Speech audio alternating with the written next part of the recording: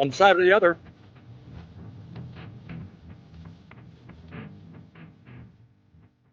Is Washington trying to control trucking? According to most, it seems like the government would rather we all work for mega carriers instead of staying independent. So why else would they keep changing the rules for us owner operators? Well, that's a good question, don't you think? Well, that's one of the questions we're going to dive into tonight. What do you think? It's going to be a great show.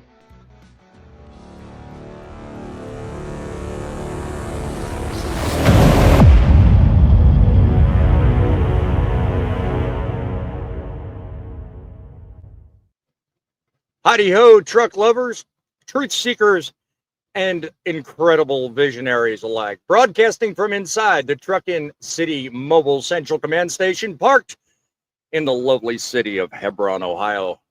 Boss Man here, having more fun than any news show is allowed to have on YouTube.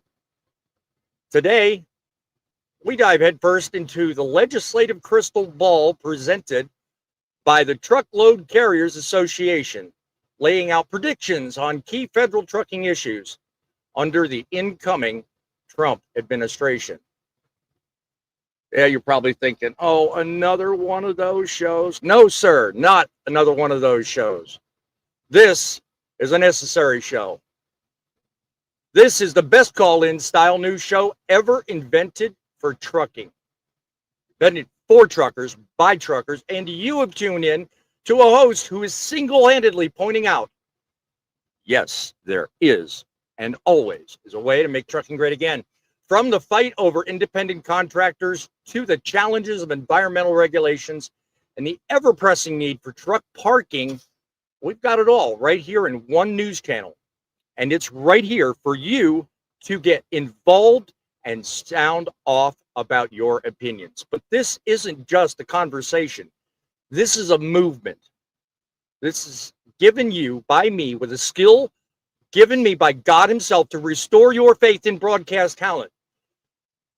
We're tired of the Main Street media giving their spin on what you should think and how you should do it. And we're putting the real issues of trucking front and center. The trucking community is the lifeblood of the economy, and it has been sidelined for far too long. But not on this show. This show is about making your voice heard and reminding the world that truckers don't just move America. We are America. So buckle up, folks, because today we're going to dissect one of these articles and give you an opportunity to lay out clearly what you see is the path in front of you and the best way forward to attack the front lines with a vengeance and make your verse be heard. Shall we begin? From Truckin' City Central Command, you are on the front lines. Truckin' News. The semi-truck driver accused of causing that deadly crash on Highway 285 this week now under arrest. Cutting edge opinion. And we will make trucking great again. Built for truckers. You should be hauling that freight based on what works for you. By truckers. Remember, get them done. Featuring. I think trucking is a very good career. And I am gonna beat them. I'm gonna beat him too. We don't do it just for us and our families. We do it for you guys. Remember, truckers are people too. Hosted by the El Rushbo of Truckin' News, Boss Man. Call our studio line at 860-785-3547. 860-785-3547. That is your way to get in touch with us. Sound off on how you think the trucking industry should, could, and would change if only your voice could be heard. If you have ideas for future stories and want to be involved, give us a line at That's Truckin' News at Outlook.com. That's Truckin' News at Outlook.com. You know, staying on the sidelines is not, historically, not a healthy way of looking at life. Getting involved is the way in which you make changes. Subscribe today, become a member of what I call the United States of trucking join our panel and the audience as a whole with our over 150 years worth of experience, destined to bring this talk show to an ever-growing audience. We want you to get involved. So definitely go down below, like this program, look for more, become a subscriber, and before the end of the show, certainly give a check out to each and every panelist you see here. They are just as dedicated to the cause as I am. We want to make trucking great again. I want to start tonight off with a simple idea and a simple question. Okay? Tonight, I'm a little bit troubled with just some of the things that appear in this article brought to us by the TCA. So let's get into it.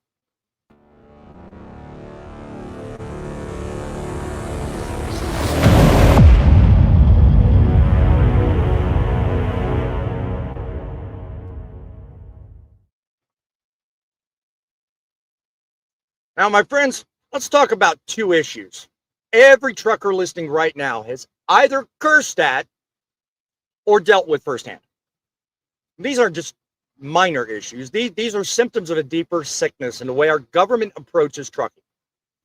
And I'm talking about parking and those lovely little contraptions that they want to stick on every truck known as speed limiters. Now, before you say anything and before you start launching into what your thoughts of what the government can and cannot do, well, no, let me just enlighten you, okay? These aren't just possibilities. And if they weren't in the media, it wouldn't actually be thought about. So first, let's dive into the most important issue, parking. The editor of this article, which, by the way, will be linked below in the description. It isn't currently, but it will after the show's done. The editor of this piece that we're referencing from the Truckload Carriers Association points out something that's almost laughable. If it weren't tragic, there is no dedicated funding for truck parking in the $1.2 trillion infrastructure bill. My friends, they'll throw billions of dollars at green projects, rail systems that most Americans probably will never even use and really realize where the money came from for it. But when it comes to a safe spot for you and me to park our rigs, we get some rest. Nothing, nada. Okay, they're throwing money around and they're talking a big game, but it's not what you think it is. Okay? And don't you love how Congress finally noticed this problem and came up with the Truck Parking Safety Improvement Act? A bipartisan effort, no less. But here's the kicker. They want $755 million over 3 years. Folks, that's a drop in the bucket compared to the waste in Washington. Why is it we're always asking for the bare minimum? But that's not the whole thing. Then there's speed limiters. The same editor of this article highlighted that during the Biden administration, speed limiter mandates were on the table. Rules that would regulate how fast we can go. Now, I'm no stranger to safety, and let's be honest here, speed limiters aren't about safety. They're about control. They're about Washington deciding how you run your truck. And here's the problem. How many times have we seen a limited truck stuck trying to pass another on a hill, clogging up traffic, making everybody angry? And many people have pointed out on YouTube, and I'm going to ask the same question. Is that really safer? Or does this just create more chaos? And if you look back on some of my videos, you can see some really powerful opinions, not by me, but by the very people that watch my videos. Don't just take my word for it. I am not the holy grail in opinions on speed limiters. Go watch some other news, not news channels, but YouTube bloggers. I'm not the only one that feels the way I do. Guys, the government's never been in a cab with you, okay? They don't know what it's like to need those few extra miles per hour to get past a truck, out of a tight squeeze, past a tight schedule, or avoid bad weather. This isn't about improving safety. It's about making us more compliant. And here's the thing. With the new administration coming in, maybe these mandates get delayed. Maybe they disappear. Maybe they get diluted. What do you guys think Sean Duffy is capable of? That's the key question. And if so, how long? I think this fight is far from over. We do need parking, and we need sensible legislation put in place to let us have the control over how we run our trucks. Tell me in the comments if you believe with that very philosophy. I want to hear from you. So let's connect the dots here, folks. Truck parking and speed limiters are just two examples of a system that won't hear us. They don't respect us, and frankly, they don't understand us. So my question to you is, what do you think these rules and lack of funding say about this country's values, guys? Let's turn this around and let's make what they think about and what they do to help us be front and center. Let's take this discussion to the front lines. I want to hear your thoughts in the audience. I want to hear what you think about this discussion. And if you're froggy enough and want to get involved, call our studio line, 860-785-3547. 860-785-3547. We are all about opinions and solutions. What say you, my friend? Sorry about that. I had to unmute myself. I'm the Grumpy Old Trucker, and I've got this YouTube channel, the Grumpy Old Trucker. I'm on Facebook. I'm on TikTok. Pretty much every social media platform you can find, I'm here. And, you know, Don't let him josh you. He's growing like wildfire on YouTube. Give that man a round of applause. So what do you think? What do you think about the TCA's version of what's going on with legislative matters, especially like I brought up in the article? you know, there's constant talking, constantly. And as I've said in other past videos, I want to see it happen.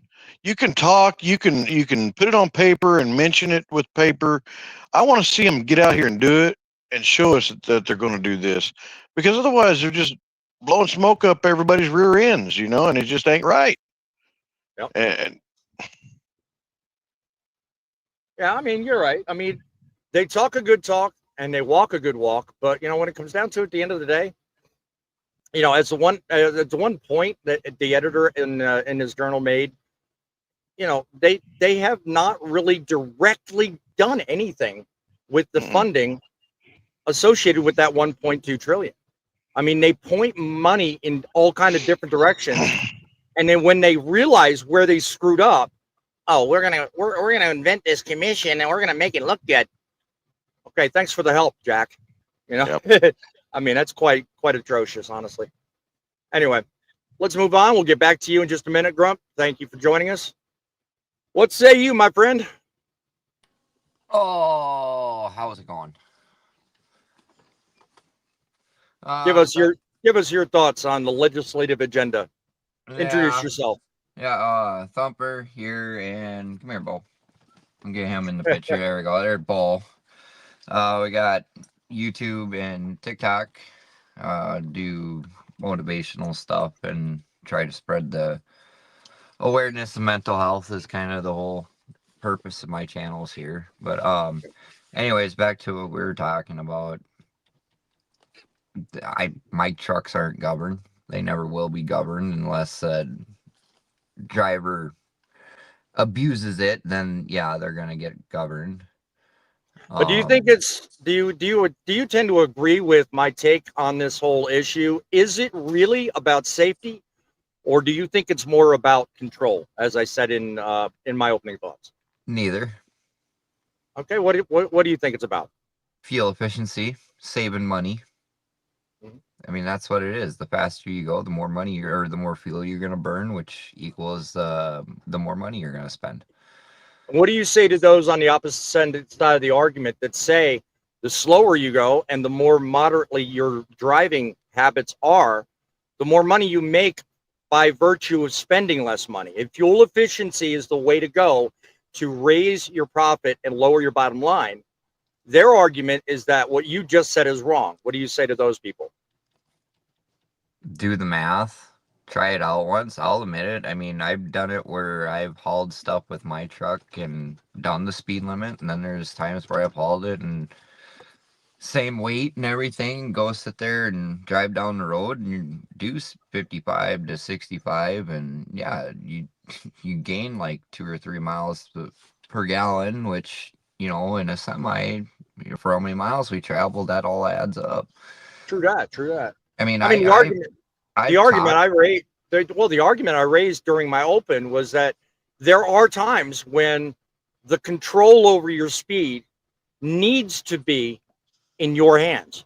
You need to be able to dictate if you need to do a 72-mile-an-hour speed limit for 4 miles to get past that 65 truck, or if, you know, slowing down and watching where you're going, that should be in your hands, not the hands of some government official who can't see you driving into that 5-foot snowbank. No, and I've actually talked to a couple of mega carriers. I asked them, like, why do you govern your trucks? Well, because if you're doing 65 or 68 or whatever they got it governed at, they're like, well, we're saving money going down the road because we're getting better fuel mileage. That was their reasoning, and that's talking to a couple of mega carriers. I'm not going to say who they are or anything like that, but I've asked that question. You know, I've been fortunate enough in my career. I've never had to be in a regulated truck, so I don't know what it's like, honestly. Mm-hmm. Yes, sir. A lot of people have had different experiences, and your experience, your opinion, I respect both of them. And let's see if others in the audience feel the same way. So we'll be back with you in just a moment. You are one of many that have similar opinions. Let me ask you, what say you about this thing? Is it really safety, or in your mind, is it about control? What do you think? I'm Larry the Trucker. I'm a new cattle hauler. You can find me on TikTok, YouTube, and Facebook. Welcome to the show.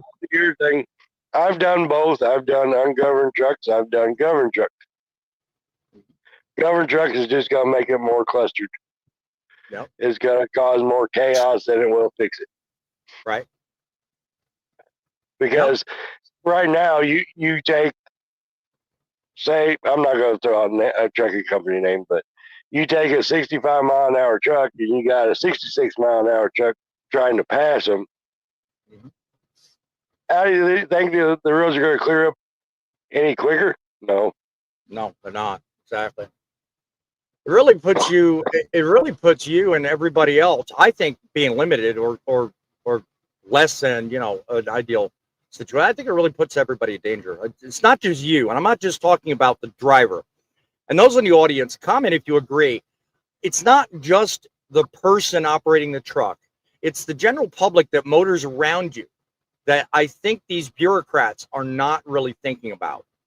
You know, and speed limiters isn't the only thing. This article I'm going to highlight and link below has 6 different agenda items in which they talk about is going to be decided and really up for debate during the next administration.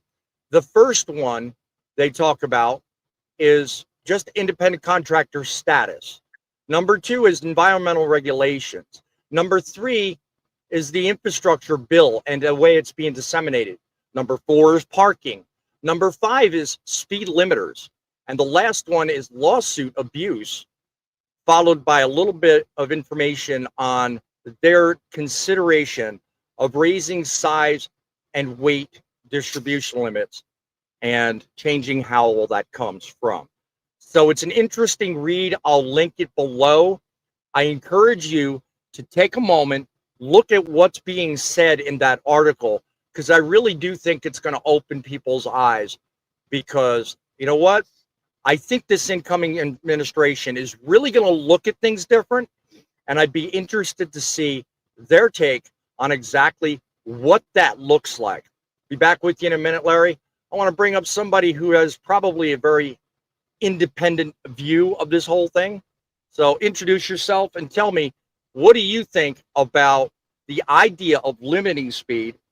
Give us the Canadian perspective and tell me what you think of the idea. Is it safety or is it control? What say you, Poet? Good day. My name is Poet. 54 years driver.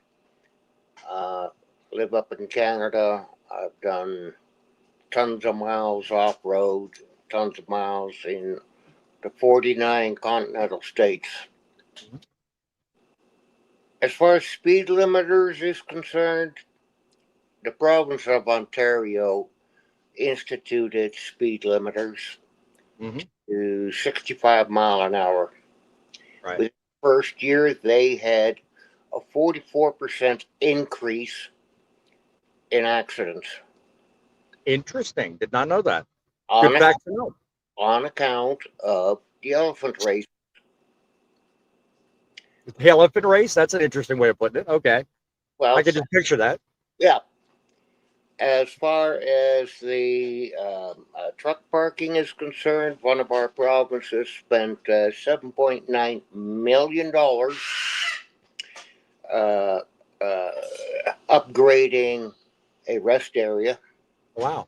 They added 5 car parking spots and 3 truck spots. Wow. Wow. That was it. Yeah. So, Priorities went to the greater masses of the public. So I get what you're saying. Yeah. I'm going to ask you guys to stick around. I'm not done yet. I will be back with you in a moment, Poet. I just want to make sure that you and the audience understand an important fact. Subscribing to this channel is utterly important. We are starting a movement to make your voice be heard, make your opinions known, and really hash through what the average trucker thinks about common and very important issues today. And I'm also starting today a different part of the show that we've never done before today. So I'm going to ask you guys to stick around and be part of the after show. The after show is something that I want you in the audience to actually become a part of. And that's the show that goes on after the show goes off the air. We're going to keep live streaming after the show ends and allow you to participate in what we do after the show. So I encourage you, stick around, become a subscriber, get involved. Don't sit on the sidelines. News doesn't just go away. It becomes the word of the day. And it's something you need to be involved in. And we encourage you to actively participate in everything that goes on in your lives and in the lives of others around you. So let's get this conversation rocking and rolling. Let's bring up a few ideas and a few questions and see what those in the audience think. Because right now I've highlighted everybody but the audience. So give me a couple of seconds, guys. Let me welcome in audience comments and encourage you guys in the audience. If you want to call in and be heard, 860-785-3547. Once again, 860-785-3547. Christina in the audience. Oh, you guys in Ohio, that's awesome. Yes, we travel around, baby. I also want to take a moment to recognize some really good contributors from last week's show. And I hope he's in the audience tonight. And if you are, God bless. Thank you for what you did last week. Chief Freight Hauler. He was the one person that gave us the most commentary and the most insight last week. Thank you for doing that. Guys, keep up the good work. If you're in the audience, you have an opinion, sound off. We want to know about it. I will recognize each week somebody who has the most comments and the best comments. 7 C's in the house. Over under 30.5 seconds when you mentioned Mother Trucker was on last show. Any takers? Not sure what you're referring to, but good point to mention. We did have Mother Trucker on last week's show, which goes to prove word is getting out. You never know who you're going to see on this show. So it's a good thing to keep in mind, pay attention. So don't know what you're referring to about over under 30.5 seconds. That may be our discussion on speed limiters. You're welcome to clarify at 7 C's. I don't mean to butcher you, but L.A. Ashada, whatever that means. Hello, welcome to the channel. I'm lousy with names, so you'll all have to forgive me in advance.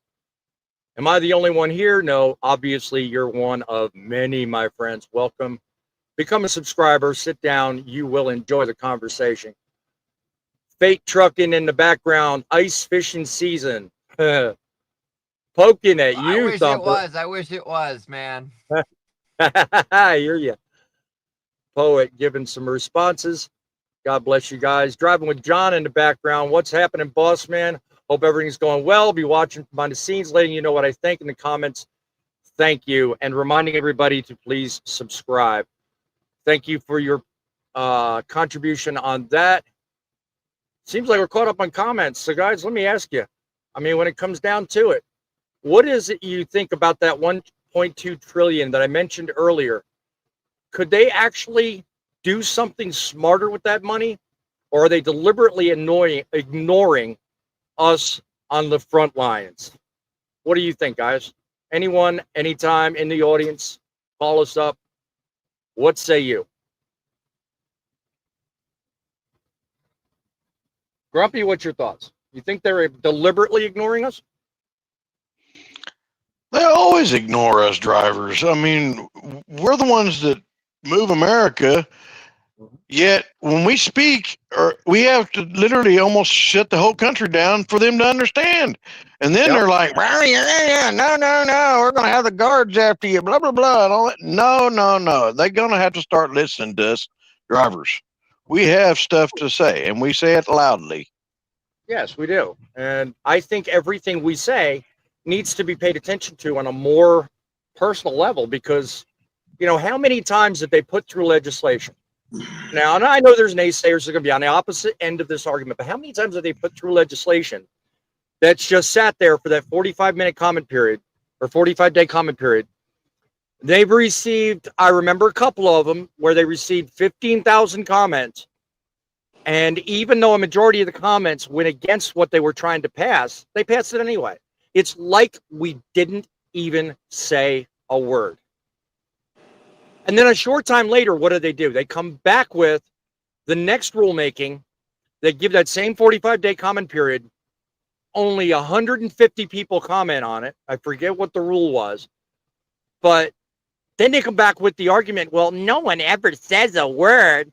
No one really cares. Probably because it was a BS rule. But, you know, you get my point? Doesn't matter. I think people stayed away from commenting because they knew, well, what good does it do? They're going to do what they want. Money talks, BS walks. And I think that's what the average person thinks. Lo and behold, it's the one thing I'm trying to change. Don't tell anybody. I mean, come on now. I mean, $1.2 trillion. They earmarked 755, but according to this editor, none of it was spent for that. I mean, isn't that freaking incredible? Especially if it's supposed to be for truck parking, which, what, newsflash, we're a year later, it ain't no different. There's still problems parking. Where's the money? In that old Wendy's commercial. Where's the beef? Come on now. Same thing. It's going in their pocket. It's going in somebody's pocket. What do you think in the audience? Do you think it's going in somebody's pocket? Are you hearing, where's the beef? I want to know. Driveline comments. By the way, good evening, Driveline. Great videos. Been following you recently. Glad to have you. Great. Part of the trucking show again. Make freight great again, he says. Make America freight again. Good comment. I like that. Welcome to the show. You got to follow, by the way, Driveline. He's got some really, really funny vlogs. You know, but again, I mean, more to my point. I mean, do you think the government really understands our lifestyle? Do you think that they're really trying to grab it? I mean, I'm asking the question because right now we're dealing with a Biden administration. But things are going to change after January. So my question is, do you think they're actually understanding us, or do you think they're just throwing crumbs our way? Crumbs. That's what I think. They're saying what we want to hear, so we will quit talking or quit yelling at them and whatnot, and they're gonna be like, oh yeah, we're gonna do this, we're gonna do that, just like the normal government says on about anything. We're gonna do this, we're gonna do that, and they're actually not gonna they're not gonna do it. Right. I mean, that's just how it is. That's how it's been for the last how many years? I mean, that's just how it is. We literally have no voice. I'm trying to think of how to put it, but they say stuff that we want to hear, but they're gonna do what they want to do.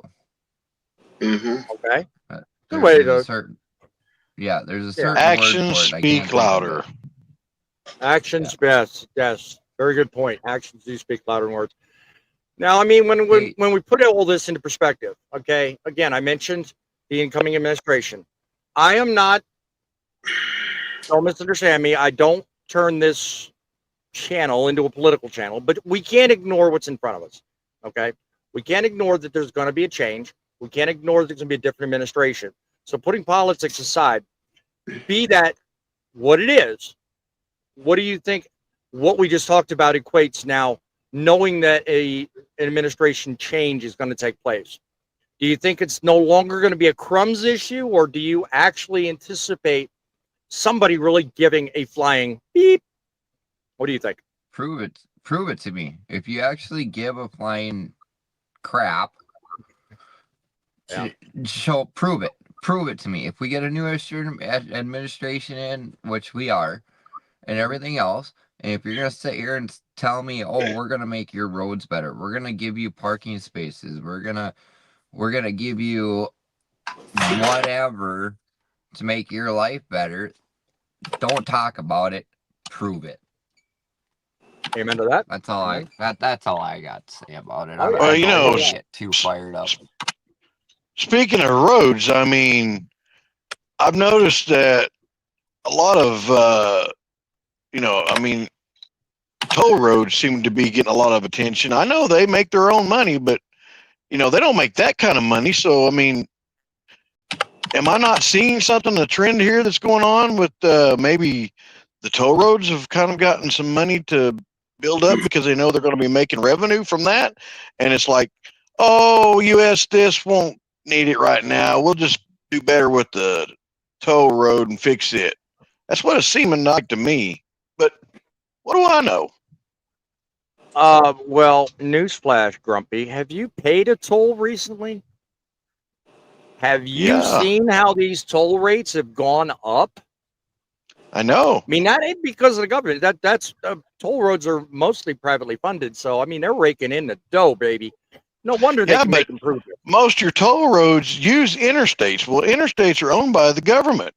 Therefore, most of the toll roads, I didn't say all, I said most of the toll roads are privately funded because they rake it in right there where you pass under that Easy Pass monitor. I mean, that's $12 or $13 or whatever, whatever the fee is, so yeah, they do receive government funding because they have to maintain the infrastructure, but a majority of what they do with that, money that they collect for tolls is directly related to the services that they provide while you're using that freeway. So, like for example, when you go into the rest areas, those rest areas are funded mostly from those tolls. The restaurants pay their leases and all that. Don't get me wrong. I'm not, contorting the issue, but all that stuff you see around you, the availability of parking for that. I mean, that's mostly, funded for that.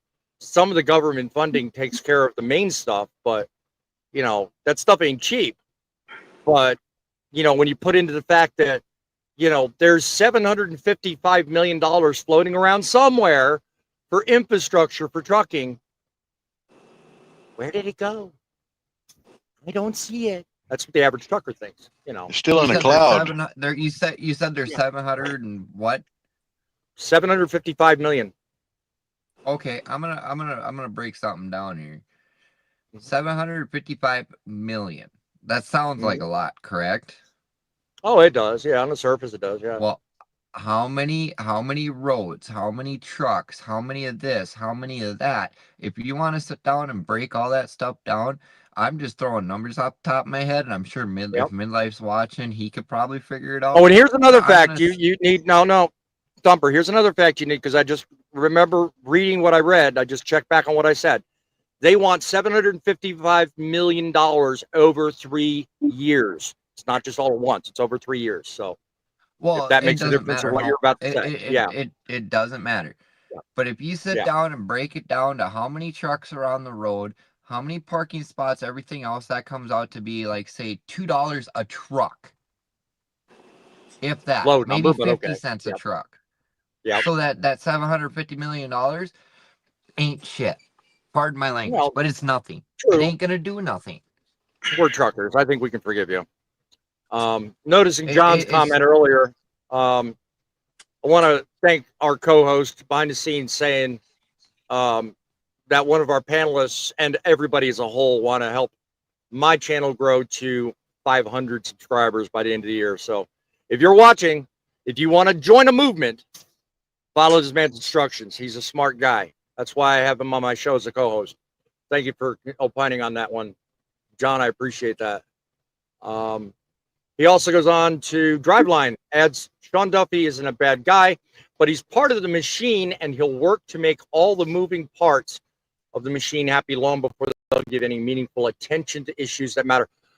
I don't really know enough about the man. If you watch my video, I gave some because I launched a video not long ago on the whole thing, currently trending, in fact. I gave some cursory information, but I tend to believe, like you, Driveline, anyone in a place new, such as Pete was when he started, Biden was when he started, everybody, I give them a little bit of rope to hang themselves with. And as long as they don't use it, they're good in my book. So I'll always give everybody a few inches. But good point. I appreciate you contributing to that. All right. I would like each person to say what they would like changed with the new administration. Reference to trucking. Good question. Grumpy, you first. What do you think? New administration, what's the first thing you'd like addressed? Quit trying to push everything down our throats and change this and change that. Fix this, fix that. That's what I'd like to see. If it ain't broke, don't fix it. Exactly. Yeah, I knew you'd go there. Good answer, though. Poet, what about you? If you had control over a new administration and had choice, similar to what John says in the comments below, what would you say? I would say to make sure that the hours of service are increased, for one, in the U.S. Okay. to fall in line with the Canadian hours. Okay. I'm allowed 13 driving, 1 hour on duty for a total of 14. Specifics we can go over later. You make a good point, though. I've said hours and flexibility are something that's been a long time ignored. What say you, John? Thumper? What say you? Mine is going to be completely different from everybody because it's an issue I run into a lot. Make all states the same overweight weights. Like in North Dakota, I could be 105.5. In Nebraska, I can only be 93,000. You know how big of a pain in the butt that is? I caught myself. It's a big pain in the butt. I'll get for to me you in a when minute. I go. I'll get to you in a minute, Larry. I haven't forgotten you. Size and weight is one of those things, Thumper, that is discussed in this article. I'm reading and I'm quoting. Historically, Congress has consistently opposed raising national semi-truck size and weight limits due to worries about public safety and damage to the infrastructure. In 2015, they voted on a bipartisan basis to maintain the current federal limits. However, recently in the 118th Congress, Dusty Johnson introduced multiple bills that had language increasing size and weight limits, such as the MOVE Act. Now, that is something I think, according to what's in this legislation, they're going to revisit. And it's funny you mentioned that because that would then become a federal thing rather than a state by state. Now, currently, states have limits that differ state to state. But I think, to match what you say, it should be a federal thing. Yes, and that's what it should be, because in South Dakota, if you got the axles underneath your truck and trailer, you could haul whatever you want. Yeah. North Dakota, it's 105.5. Minnesota, 80,000. That's it. Right. 80,000 pounds on interstate. If you're over 80,000, which I'm, with my overweight permit, I'm rated for 98,000, but I have to be on 2-lane. You know how big of a pain in the butt it is for me to be on interstate North Dakota at 97,000 pounds, and I have to sit there and add an hour, 2 hours, 3 hours to my trip because I can't stay on interstate. I have to go on a 2-lane. Right. It's just it's a headache. It It really is. It can be really frustrating. Larry, what about Yep. you? What's your answer to John's question? Let me put it back up. And I have two parts to this. I'll get to John's question in a minute. uh-huh. But everyone's talking about the new administration coming in. You realize it's going to be a while before they ever get to anything in the industry on our side. So your contention is that there's not going to be any immediate result whatsoever. Maybe a fuel drop, maybe. Price of fuel goes down. But besides that, there could be some other changes put into place that may immediately affect us. You don't know that. No, I don't know that. Just my opinion. I don't feel that will be the top priority in this new administration's thing coming in. Just like it's been this way every election. I mean, everyone's all excited, and yet at the same time, when's our break going to happen? Well, you never know, because I think just recalling Trump's immediate first month in office, he made certain executive orders known public and signed them into law. And those things, had immediate effects. People noticed stuff immediately. It might not have directly related to us, but the power of the presidency, especially with a majority of Congress and Senate, does have some sort of pull and can get things done change-wise that nobody with maybe one of three, judicial branches or government branches may only have power. They may have limited power. So this may be a little different. I don't know. I'm not a government expert. Lord knows I'm far from it. But I'm just saying, if you had the power and you had the control over what you would like changed about trucking, what would you say your first choice would be? Stricter training regimens. Training. I like that answer. Be stricter about it. I love that answer. I think that is right on key, because that is something I think personally is sorely lacking. I think we triggered somebody. I think we triggered somebody. So let's hear what the man from the North 2.0 has to say. That Reaper guy is in the house. Boom. And well, dude, if you're going to join the show, stay on. Don't ghost me like that. I was trying to be suave about introducing him, and he ducked me. Shame on you, Faith. Shame on you. Trying to be like a woman, just give you a tease. Yeah. Speaking of teases, we were gonna have Fate Trucking on, but I booted him. No, I'm joking. Boom, there he is. How did I trigger you, my man? How did I trigger you? Let us have it. I don't even know where to begin. Let me This count is gonna the be way. good. Oh yeah. Let me have it, man. Let me have it. Seriously, what do you think? With John's question, what would you say would be the first thing? And do you even think that's even a topic of discussion and we need to have? What do you think? Nope. I mean, No? I brought this up the other day. If you've been in trucking for 8 to 10 years, trucking wasn't good the last time the president-elect was in office. I don't know why it would be any better this time around. Listen, trucking is like a pendulum. It swings up, it swings down. We're going to have really good times, and we're going to have very bad times. That's trucking. I mean, Shameless plug. Well, I mean, let's take the administration out of the argument for just a minute. Okay? The actual, Republican versus Democrat, the whole liberal versus conservative, let's take all that out of the argument. Every 4 years we have a change, and every 4 years we have an opportunity for a reset. This is no different. So we have an opportunity to put a focus on something different than the last 4 years. So what are your thoughts there? So what what I hope they don't stop, which, you know, if you take politics out of it, right? Like you just said, take politics out of it. So what I'm about to say, you can easily attack with like hidden money and agendas places, right? But over the last couple of years, like parking's become more readily available to truck drivers. Parking is a huge issue in this industry.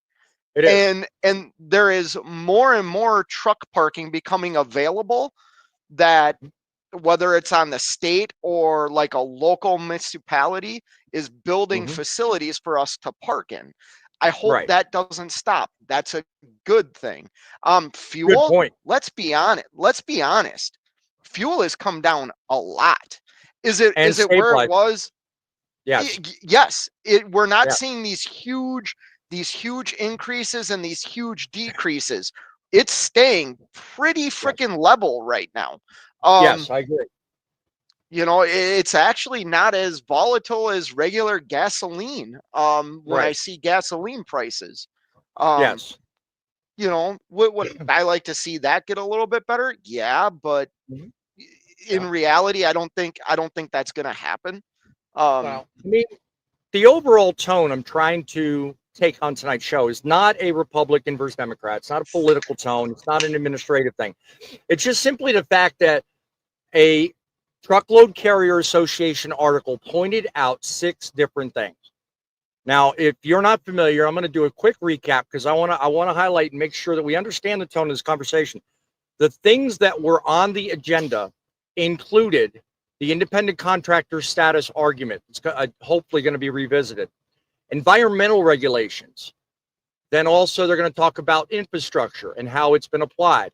Truck parking, speed limiters, lawsuits, and size and weight restrictions. Those are the things that Truckload Carrier Association feels like should, could, and would be visited differently than in the past administration. That's what they point out in the article now. I'm taking the administration part out of the argument, and I'm just simply bringing it out to, is that necessarily the right order and what matters to you in the audience? Go ahead, Faye. So I got a conspiracy theory here. What's that? We all would like to maybe haul more weight if like our truck is set up to haul more weight, right? Like if we have proper brakes, everything works out and we can haul. I used to run heavy haul trash. I had permits that I could be 120,000 pounds, right? And that was in Minnesota going into Wisconsin. Why would they want to increase the overall weight that is allowed on federal highways? Stop and think about that for a minute, because it goes to conversations that we've had on these live shows before. What type of trucks can be put on the road that actually right now are able to be over 80,000 pounds? What type of truck? But remember what I said, the article opined on, and what I thought was an important conversation, and others may think differently, is the difference to whether or not states have control versus whether the federal government control. I think that's what the editor was keying in on and didn't really directly say. But the way that article was worded, pointing out the 2 different laws that were, between 2015 and now, I think that was the direction he would want to go in. So, I mean, Fate, what do you think about the idea of turning over control to the federal government instead of allowing each state to set it differently? Do you think that's a safer move, bad move? What do you think? So that goes against my ideology. I believe states, so to answer your question, no, I think a state has a right to impose whatever law they want, and you either abide by it or you don't. But then you also run into the issue that all the regulations that I have on me as a commercial vehicle driver, that's all federally regulated. So on top of my license, my state issues my license. I'm curious why Driveline leaves the comment he did. And I'm not picking on you, Driveline, but I'm curious about your take on this.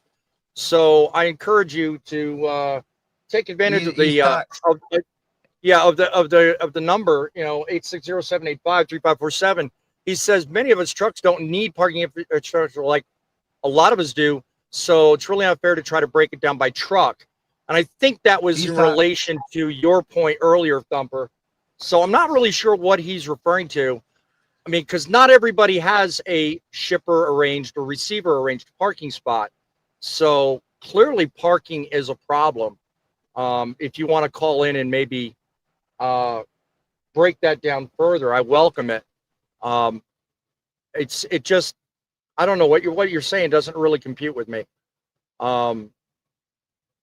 Locals versus OTR. I don't know if that clears up or not, but I'd be interested in your thought on that one, Driveline. I think he's elaborating to what I was saying earlier with that 750 million. You think? I think he's bouncing it off too. Personally, I think your numbers were a little low, but on a per truck level, I think they were low. But I get the point you were making, and I kind of agree. I was just trying to get to a point. It's like it's the pennies on the dollar is what I was getting at. It doesn't mount to none. It doesn't mount to anything. Yeah, John says your math was off a little bit, but hey, well, I pointed that out. I pointed that out. I mean, numbers are inconsequential.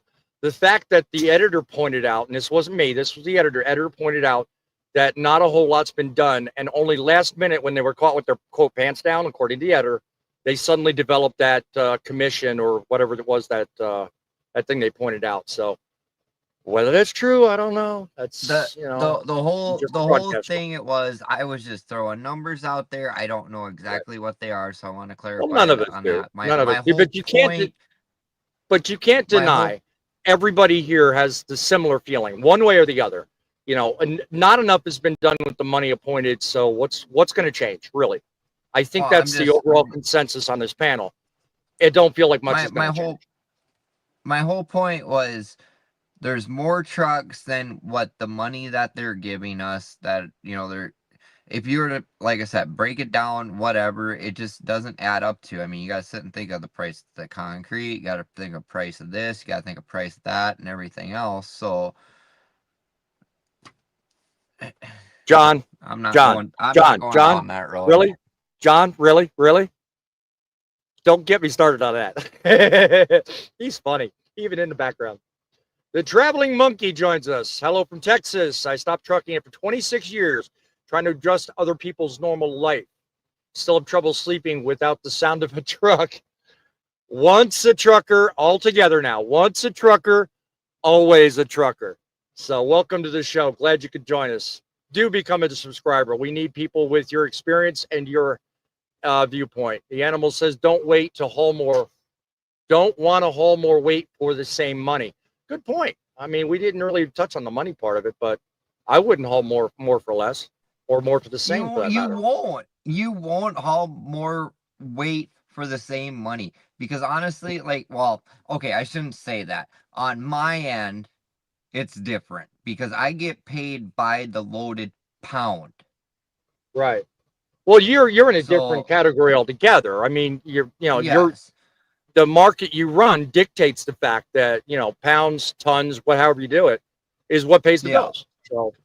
Yeah, I mean, that's just what it is. I mean, I know a lot of the agriculture. I'm agriculture pretty much. Yeah. A lot of the agriculture we get paid by the pound, the ton, or the hundredweight.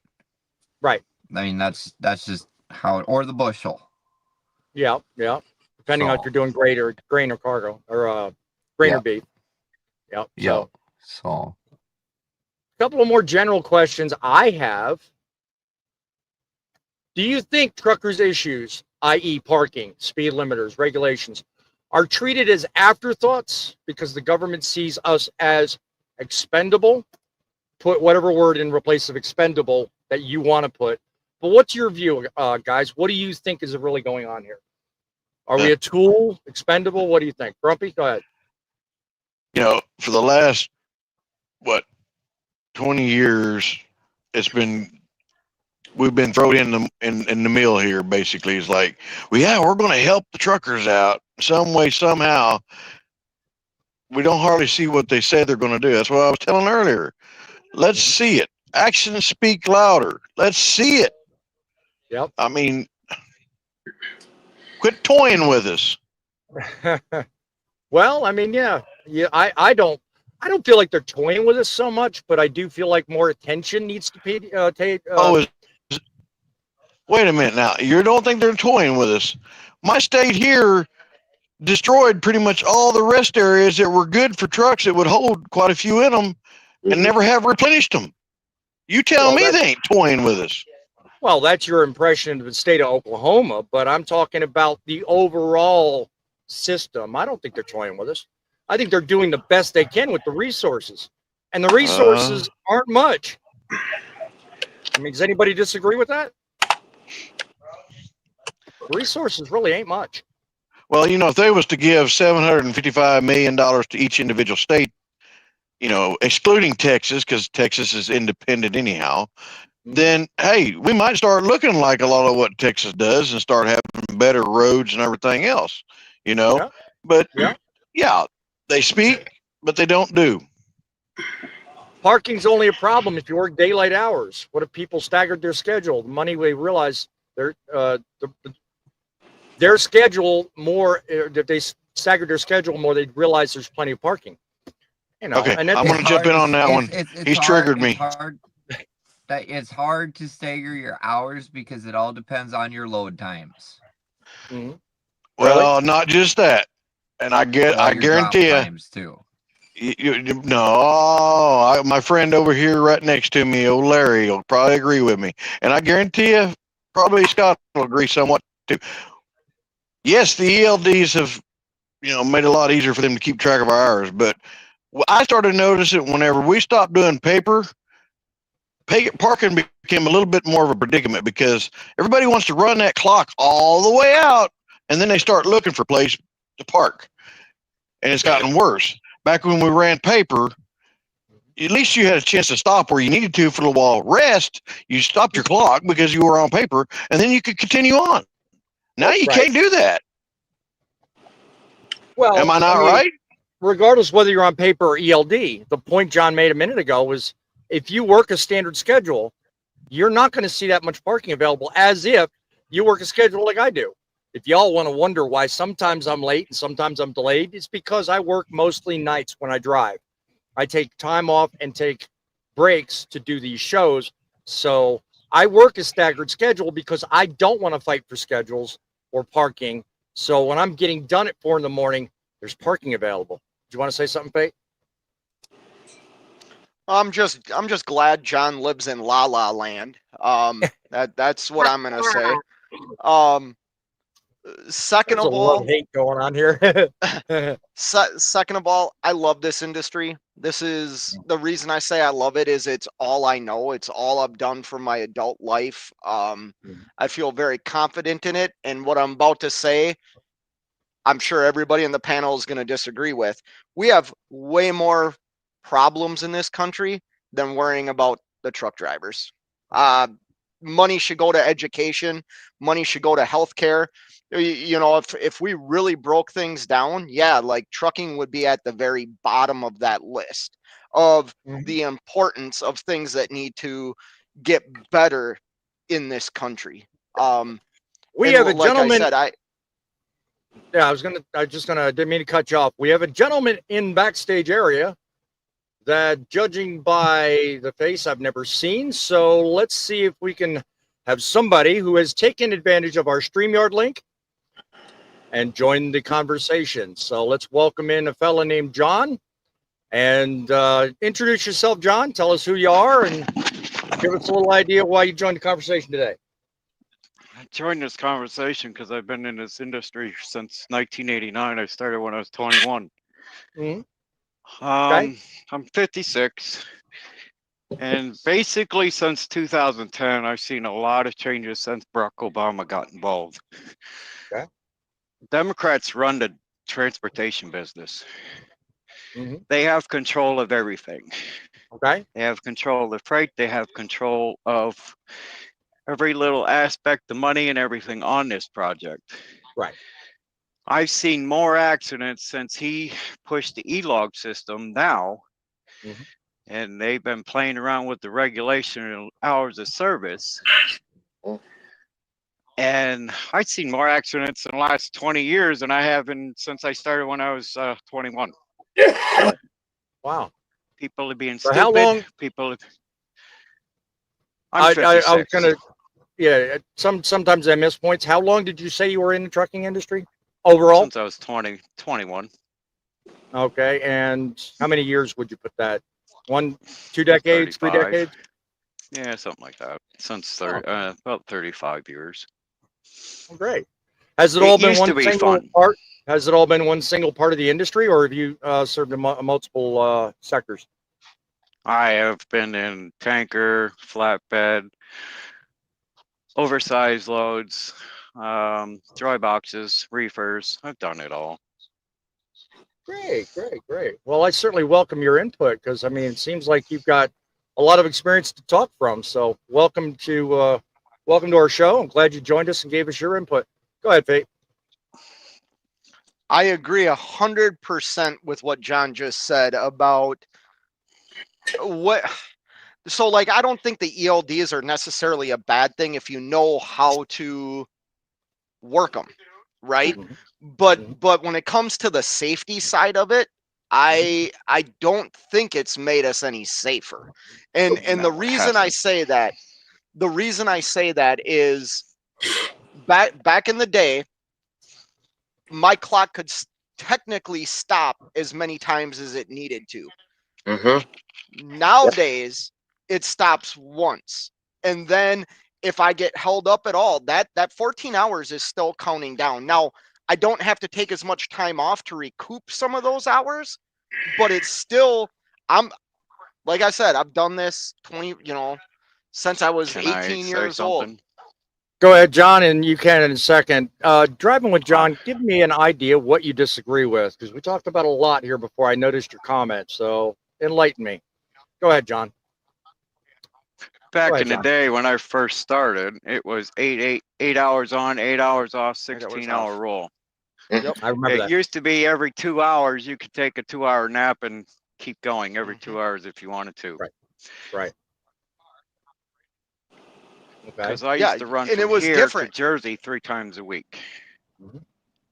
You were able to stop, sit down, get a meal, go push on it. Because I did 3 rounds in New Jersey a week from Dunkirk, New York to New Jersey, New York City 3 times a week. I'd stop at Lounsbury, have a meal with the guys I met, go into Jersey, get unloaded, get reloaded, come back the following day, stop at Lounsbury again, sit down, have a meal, and push the rest of the way in. Okay. Take a, it was like that. You could take a 2-hour nap. Okay. You had 2 hours. Ever since they started changing the rules, they started messing with the drivers. Drivers now you have to push 10, 11 hours and what? 14 hours. You got the 14-hour rule, you got 11 hours. So you have to try to get everything done in a 14-hour clock or 11-hour clock is try to get loaded, try to get as far down the road. Okay. 2 seconds, guys. You can stop your clock. Hold on. Now you can. Yeah, what he's saying is 100% correct. Like you could sit down and eat a meal and not feel exhausted. You have to plan to do that now. That's the major difference. You know what I mean? Like, and that's the whole thing. You didn't have to plan anything. You could just leave whenever you wanted to, get where you had to go, get unloaded, and take your minimum breaks if you weren't feeling good, if you were tired or whatever the case may be, or back or whatever. You could stop for a couple hours and rest. Now you can't. Drivers are getting sicker. You don't even have time to sit down and have a meal. You have to push as far as you can go from point A to point B all week long and try to make up that money that you were missing before. 2 quick things. Thumper, go ahead real quick, and I'm going to get to somebody else who joined the show. Go ahead real quick, Thumper. Yep. All right, real quick. This is like totally off subject, but I think we need to change the show from Trucking City Media to the John Show. There's too many Johns there, yeah. Driving with John joins us. I guess you want to personally explain what you disagree with? Let me have it. Oh, no. I had a chance to come back from La La Land, and I would just like to, I don't think you guys understand. If 3.5 million, by the way, that's how many truckers are on the road. So his math was a little off. 3.5 million truckers are out here. If 3 million of them are parking every single night, that means during the day, there's 3 million parking spots that are available. It's a scheduling issue. It's not a parking issue. It is a parking issue, but I'm just kind of being devil's advocate a little bit. But it is true. If more people worked over the night, there'd be less of an issue. Whoever Jacqueline M's keep channel following the is yellow joining brick us. road. Yeah, whoever Jacqueline M is following us on whatever channel, certainly take a moment, come over to truckingcitymedia.com, subscribe to us. Welcome to the show. Jacqueline leaves the comment, "You're not the only one out here." I think referring to our guest, John, in the audience. Yasmin saying hi. Welcome to the show. Also take a moment, give us a subscription, a like below. By the way, guys, stick around because when we end this show, typically I go off the air. Tonight, we are going to give you guys a treat that does not normally happen, but we are going to keep the show rolling and have something called the after show. I encourage all of you. This is an opportunity that will only be available if you watch on the live stream. It will not be available on replay. So if you really want to see how truckers think when the cameras are off, stick with us. After the show ends, we'll be back in having more fun than, well, truckers are allowed to have. Anyway, let's continue the conversation. I'm certainly not done. I'm not ending the show right now. Just wanted to make you guys aware of that. I can't stay in here long, guys. I'm sorry. I have a project I'm working on, and so I just want to jump in for 1 minute. But I did want to say one more thing. If you guys want more regulations, doesn't that go against what you're arguing about? What makes you ask that? John, You know, hold on. He's referring to the comment when I said about every state should have the same weight law. That is not another regulation. That is modifying it so they're all equal. Yeah, but see, here's the thing. Everything. Hold on. A lot of those rules and laws are set up by the states, and the reason why they're set up by the states is because, as Fate said earlier, and I agree with him, the states should have say over their own roads. So, I understand it sucks for you, but I don't think the federal government should. Interstate is a federal deal. So when I'm in North Dakota weighing 105.5 and I have to go into Minnesota and I have to get off of interstate because Minnesota's interstate is only 80,000 pounds. I can pull up my paper and say that's the only thing I'm saying they should change is the federal. Right, but hang on. You got a permit. But hang on a second. So what you're saying is you want the weight limits the same on the interstates, but not the back roads. How are you going to get off? The state of Minnesota, Fate, you know this one. The state of Minnesota, you can have an overweight permit, but interstate is 80,000 pounds. On the two lanes, it's 97,000. I think what he's saying, hold on, Poet. I think what he's saying is if you federalize it and take away the power of the states, then there will be, that's at that point, there will be certain discrepancies with where you can and can't go. That would seriously change things. Yeah, but then you have the problem is the state's gonna that road's not actually set for 105, 120,000 pound road all the time. Right. I mean, we got quite a few back roads, state routes, things like that, with potholes and things they blame truckers for. So to that, I understand what you're saying, John. I agree with you on that one. What say you, Poet? Our weight laws up here in Canada are set right across the country, coast to coast to coast. So it's not a provincial thing. It's a federal. It's a federal thing. It is enforced by the provinces. 89,100 pounds. Okay, for a tandem. Right. No offense, Poet, but if I wanted to live in a socialist state, I'd move to Canada. No, I think the point he's making is And tell me if I'm wrong. Funny though. I think the point he's making, and tell me if I'm wrong, Poet, is I think he's trying to enforce what I said earlier with regards to if the limits are federal and some of the controls are provincial, that makes sense. Now, translate that down here. It kind of goes to what me and Thumper were talking about a minute ago. If there are federal highs and lows limits and the states have overall yes and no authority, that I think is where you're going with that, Poet. Yeah. Go ahead, Fate. And sorry. Go ahead, Fate. Fate next. Go ahead. So Thumper, I don't really disagree with you, but I, like I said earlier, you're looking at the interstates as like a federal roadway. Right. It is in the sense of the name. States are still responsible to pay for them. They get federal funding, but state tax dollars go to interstates, and interstates is what we're talking about. We don't need to worry about state highways here, but those roads are also maintained by the state. They're not maintained by a federal entity.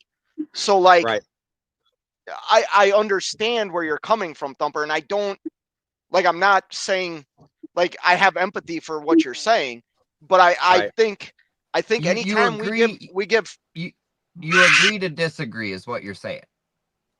Yeah, because there is, listen, I've shared this before. You can only give the federal government so much before the individuals or the states lose their sovereignty. Like we should not lose our sovereignty. And we have. I mean, that's the reality. We have. And now we're sitting here. Yeah, and to that I fully agree. Go ahead, Grumpy. You got to unmute yourself, by the way, brother. Well, speaking of that, with the states governed to where they take care of their own roads. Now, when it comes to doing the interstates, it's broke down into each county also. So each county has their own part they have to take care of. So they're allotted a certain amount of money to fix these potholes or to actually repair and all that too. So yeah, it's a governmental type thing because each government of that state is responsible to do a certain part. Right. Yeah.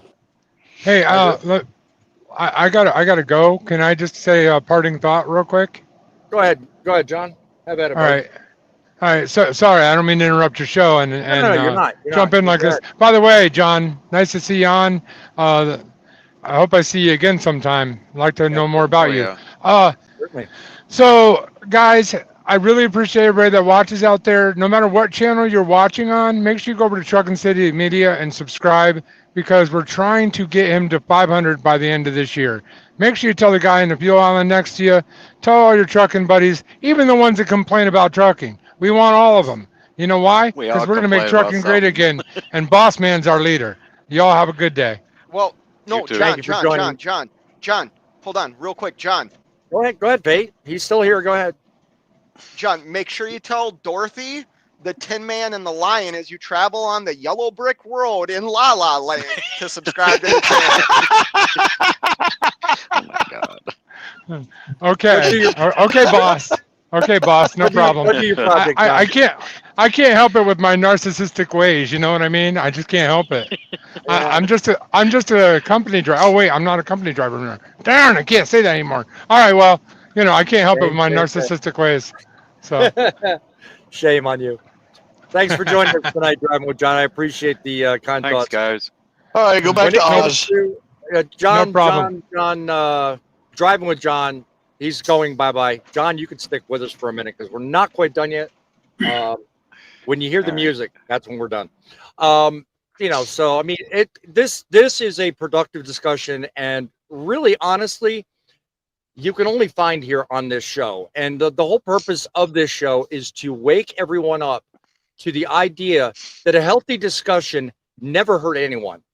That's what I hope the message gets out and becomes more popular, because it's discussions like this that actually inspire people to think of things differently. And I think change starts with discussion. So I welcome you, John, to a productive conversation. Certainly stick with us week after week. We are all about, on 2 days during the week, We are all about having this healthy discussion on our podcast. You're on right now, Saturdays and Wednesdays at 7 o'clock. It's discussions like this that really do people justice. You know, we might not know all the facts, but it's the people in the audience that watch this show that really make the show possible. So Well, here, you're part of it. may I say You're part of something? it.